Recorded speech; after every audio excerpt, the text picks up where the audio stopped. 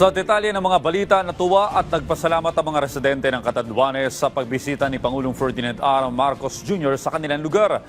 Namahagi din ang Department of Social Welfare and Development o DSWD ng tulong sa mga residente.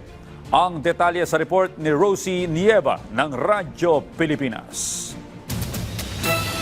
Personal na bumisita si Pangulong Ferdinand R. Marcos Jr. sa Barangay Tubli, Caramuran, Catanduanes upang makita ang kalagayan ng mga residente matapos ang pananalasa ng Super Typhoon Uwan.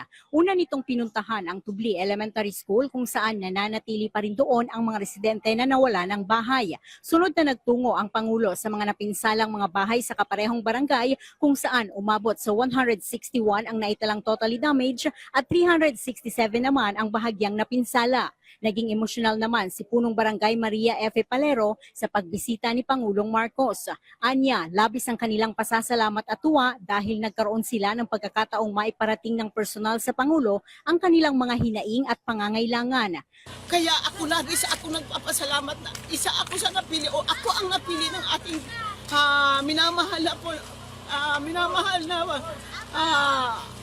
Presidente Marcos para mabigyan kami ng aming mga mithiin sa aming mga pangangailangan, especially po ang hinihingi ko po ang relocation site ng mga Purok 5 and 6 at lahat ng mga naapektuhan ng bagyong ito. Kasabay ng pagbisita ng Pangulo, nagsagawa rin ang Department of Social Welfare and Development ng payout para sa mga apektadong pamilya at namahagi rin ng family food packs sa mga residente.